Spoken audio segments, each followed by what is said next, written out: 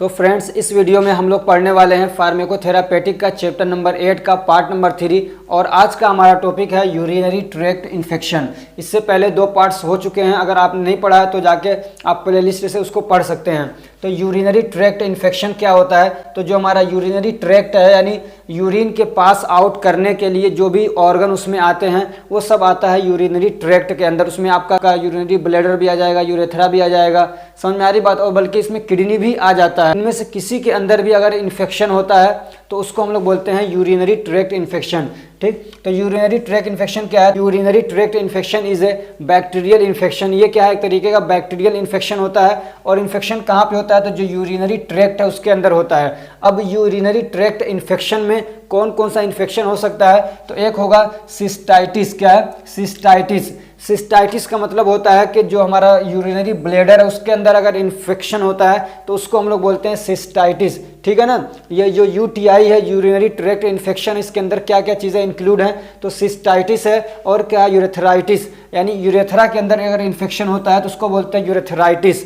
और ऐसे क्या प्रोस्टेटाइटिस भी हो सकता है। तो प्रोस्टेटाइटिस का मतलब होता है कि जो प्रोस्टेट ग्लैंड होते हैं यानी जहाँ से सीमन का सिक्रेशन होता है, समझ में आ रही बात। एक होता है टेस्टिस, वहाँ से क्या होता है? स्पर्म का जनरेशन होता है। और एक होता है प्रोस्टेट ग्लैंड जहाँ से सीमेन का सिक्रेशन होता है। स्पर्म पूरा सीमेन नहीं होता बल्कि सीमेन के अंदर एक समझिए कंपोनेंट होता है जो क्या होता है? स्पर्म होता है। और वो पूरा सीमेन समझिए उस स्पर्म के हिफाजत के लिए, उसके प्रोटेक्शन के लिए ही बनाया जाता है ताकि वो सर्वाइव कर सके और आसानी से वो वेजाइना के अंदर जा सके और फिर आगे वो बढ़ सके और फर्टिलाइजेशन हो सके। तो ठीक है, तो अगर प्रोस्टेट ग्लैंड के अंदर इन्फेक्शन होता है तो उसको बोलेंगे प्रोस्टेटाइटिस। ऐसे क्या है? पाइलोनेफ्राइटिस। पाइलोनेफ्राइटिस भी इसके अंदर आता है यूटीआई के अंदर। तो पाइलोनेफ्राइटिस का मतलब होता है इन्फेक्शन ऑफ किडनी। अब ये सारी चीज़ें यानी कि सिर्फ मर्दों में होता है, ये फीमेल के अंदर भी ये इन्फेक्शन होता है। बल्कि जो फीमेल है वो क्या है? वो ज़्यादा मतलब and females are more prone to infection. और जो फीमेल हैं वो क्या है? ज़्यादा मतलब खतरे पे हैं, उनके लिए ज़्यादा रिस्क होता है कि उनको यूरिनरी ट्रैक्ट इन्फेक्शन हो जाए। समझ में आ रही बात। प्रोन का मतलब ये है कि उनको ज़्यादा चांस होता है इस बात का कि उनको इन्फेक्शन हो जाए। They are prone to infection. ठीक, इसकी वजह क्या है? तो उनका जो यूरेथ्रा का साइज होता है वो बहुत छोटा होता है। यूरेथ्रा क्या है? तो यूरिनरी ब्लैडर से पेशाब के बाहर निकलने का जो पाइप होता है उसको बोलते हैं यूरेथ्रा, न कि पेनिस को। पेनिस को यूरेथ्रा नहीं बोला जाता है बल्कि समझिए पेनिस का ही अंदर का जो पाइप होता है जिसके थ्रू पेशाब बाहर निकलता है उसको यूरेथ्रा बोला जाता है। तो वो फीमेल के अंदर भी होता है यूरेथ्रा। ठीक, तो फीमेल का जो यूरेथ्रा होता है उसका साइज छोटा होता है। ये भी एक कारण होता है कि फीमेल को जल्दी ये वाला इन्फेक्शन हो जाता है। और दूसरा जो उनका एनस वो उनके क्या है? वेजाइना के या यूरेथ्रा के समझिए बहुत करीब होता है, तो उसकी वजह से भी इनको इन्फेक्शन होता है। इसलिए कि आदमी जो भी खाता है तो उसमें बैक्टीरिया वगैरह जो भी आते हैं तो वो क्या है? एनस के थ्रू बाहर निकलते हैं यानी फीसेस के थ्रू बाहर निकलते हैं। अब यूरेथ्रा अगर उसके करीब है तो बैक्टीरिया वहाँ से बहुत जल्दी क्या है? यूरेथ्रा में पहुँच जाता है और वहाँ पे इन्फेक्शन करना शुरू कर देता है। ठीक, अब इसकी एटियोलॉजी क्या है? तो बैक्टीरिया इसका मेन कारण होता है। ठीक है, जो यूरिनरी ट्रैक्ट इन्फेक्शन है वो बैक्टीरिया की वजह से होता है। और उसमें भी कौन सा बैक्टीरिया? तो वो है ई कोलाई बैक्टीरिया की वजह से कॉमनली यूरिनरी ट्रैक्ट इन्फेक्शन होता है। इसको इशेरिशिया कोलाई भी बोलते हैं और इचेरिचिया कोलाई भी बोलते हैं। ठीक है, अब इसका पैथोजेनेसिस क्या है? इसको कलरफुल करना चाहिए था। तो पैथोजेनेसिस क्या है? तो सबसे पहले जो बैक्टीरिया है वो कहाँ पे घुसेगा? तो प्री यूरेथ्रल एरिया में आएगा। मान लीजिए ये यूरिनरी ब्लैडर है, ये यूरेथ्रा है, तो ये यूरेथ्रा का जो सबसे ऊपर वाला हिस्सा होता है सबसे पहले वहाँ पे आता है वो। और फिर क्या करता है? कोलोनाइजेशन करता है। कोलोनाइजेशन का मतलब ये होता है कि वहाँ पे आके ठहरता है, अपनी पूरी कॉलोनी बना लेता है, यानी अपनी क्या है? मल्टीप्लिकेशन करता है, अपना ग्रोथ करता है, तो अपनी एक बड़ी फौज खड़ी कर लेता है। समझ में आ रही बात। ये मतलब है कोलोनाइजेशन का। पहले यहाँ पे आएगा, समझ में आ रही बात, उसमें अपनी मल्टीप्लिकेशन करता है। उसके बाद फिर अब ये धीरे धीरे ऊपर चढ़ना शुरू करता है। उसके बाद क्या होता है? कोलोनाइजेशन के बाद ये ऊपर की तरफ चढ़ता है यूरिनरी ब्लैडर की तरफ। ये हमारा यूरिनरी ब्लैडर है तो इधर की तरफ चढ़ता है। तो पहले इसमें इन्फेक्शन करता है। और ये इन्फेक्शन किस में करता है? जो एपिथेलियल क्या कहते हैं समझिए पूरी लाइनिंग होती है, जो सेल होते हैं, तो एपिथेलियल की पूरी लाइनिंग होती है उसमें इन्फेक्शन करता है। सबसे पहले जो म्यूकस मेम्ब्रेन होता है उसमें करता है, फिर उसको पेनिट्रेट करके वो एपिथेलियल सेल के अंदर जाता है और उसमें क्या करता है? वो इन्फेक्शन करता है। फिर उसमें इन्फ्लामेशन होगा, वहाँ से मवाद निकलेगा, ब्लड निकल सकता है, दर्द होगा। समझ में आ रही बात। तो ये एपिथेलियल में करता है। ठीक, उसके बाद फिर क्या होता है, जो इसका फीमरिया होता है, जो मान लीजिए ये बैक्टीरिया है तो इसका जो फीमरिया यानी जो हेयर लाइक स्ट्रक्चर होता है इसे वो बोलते हैं फीमरिया।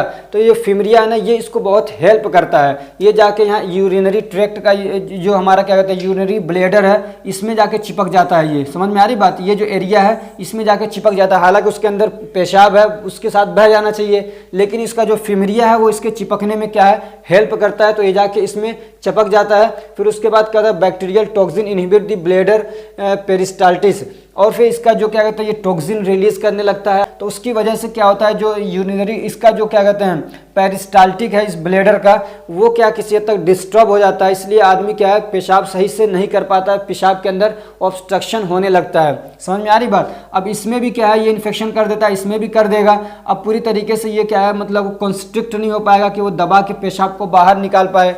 समझ में आ रही बात। तो रेड्यूस दी यूरिन फ्लो, तो यूरिन का जो फ्लो है वो क्या होता है रेड्यूस हो जाता है, कम हो जाता है, पूरी तरीके से पेशाब आदमी कर नहीं पाता है। और क्या इसमें बैक्टीरिया, और चौथा स्टेप क्या है, bacteria penetrate the epithelial cell. अब जो बैक्टीरिया क्या करता है पेनिट्रेट करता है। पेनिट्रेट का मतलब ये कि सुराख करता है, छेद करके अंदर बढ़ता है, किसमें एपिथेलियल सेल के अंदर बढ़ता है। फिर मान लीजिए यूरिनरी ब्लैडर है ये यूरिनरी ब्लैडर है, तो अब यहाँ पे इसको इतना आसानी से रास्ता नहीं मिल पाता है। तो ये जो एपिथेलियल सेल है ना इसके अंदर सुराख करके इधर घुसता है, इसके अंदर सुराख करके इधर घुसेगा। ठीक है, तो वही कह रहे हैं कि जो पेनिट्रेट करता है एपिथेलियल सेल को, एपिथेलियल सेल को पेनिट्रेट करके फिर क्या ऊपर की तरफ चढ़ता है। फिर वो कहाँ पहुँचता है, इस यूरेटर जो ये यूरेटर्स हैं इसमें इन्फ्लामेशन कर देता है, और फिर यहाँ पे पहुँचता है किडनी में, और किडनी के अंदर क्या करता है वो इन्फ्लामेशन कर देता है। तो ये पूरा इसका पैथोजेनेसिस है।